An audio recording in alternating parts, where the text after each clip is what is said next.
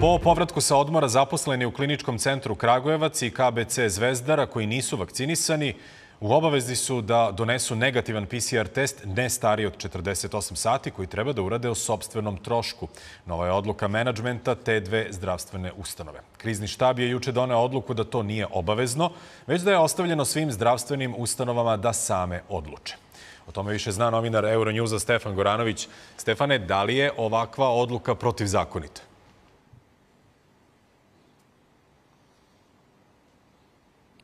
Milene, zavisi od toga kome se to pitanje postavi. Ukoliko se pita sindikat medicinskih sestara i tehničara, oni se žestoko protive ovakvoj odluci.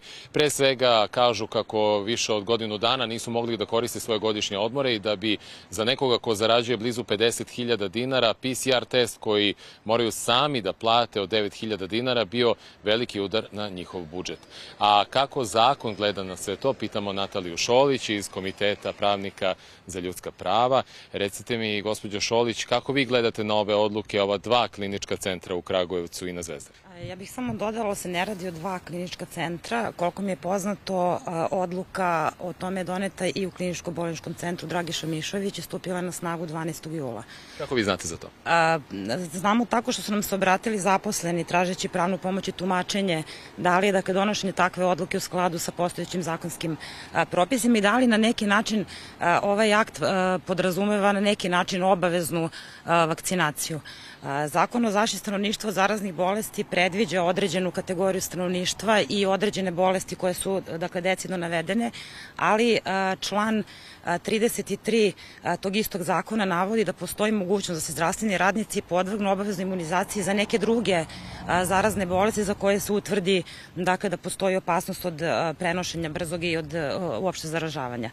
Ova odluka koju su doneli vršioci dužnosti direktora kliničko-bolničkih centara nije doneta bez ikakvog propisa, dakle postoji pravilnik o otkrivanju i suzbijanju bolničkih infekcija gde zapravo nosioci tako važnih funkcija imaju ne samo pravo nego i obavezu da preduzimaju različite mere kako bi se suzbijale dakle bolničke infekcije. Međutim, ono što je bitno ovde je da je zapravo ovde odgovornost na državi, da je država trebalo da uredi ovo pitanje dakle sistemski, a ne da prepušta i da s neke strane skida odgovornost sa sebi, da prepušta na individualno donošenje odluka po kliničko-bolničkim centrima. Uslovljavanje radnika... Izvinite, je li to pravno manjkavo u tom smislu ako su te odluke donesene od strane uprave pojedinih kliničko-bolničkih centara? One su donete tako što se oni bukvalno snalaze, dakle u nedostatku odluke o obaveznoj imunizaciji, dakle svaki kliničko-bolnički centar mora da dakle preduzima obaveze. Po tom pravilniku oni koji rukovode takvim zdravstvenim ustanovama imaju obavezu ne samo pravo, nego da donose određene mere. Da li je PCR uz dakle lični trošak zaposlenih može da se podvede po takvu meru, to je dakle pitanje. Nije sporan motiv da se donesu određene mere gde se štite dakle najugroženije kategorije stanovništva, to su oni koji leže u bolnicama kao i sami zdravstveni radnici. Ali recimo izjava ministarke Darije Kisić-Tepavčević da je to praksa koja se sprovodi u pojedinim kliničko-bolničkim centrima, da će sa takvom praksom da se nastavi na tom pojedinačnom nivou, mislim da nije opravdana i da nije ispravna. Odnosno šta bi trebalo u tim slučajevima uraditi? Država trebalo da reši dakle ovo pitanje na dakle jedan sistemski odgovoran način, a ne da se prepušta donošenju odluka dakle pojedinih ustanova. Imate i druge ustanove, škole na primjer, kod kojih nije doneta ta odluka. A mogla bi po istom sistemu?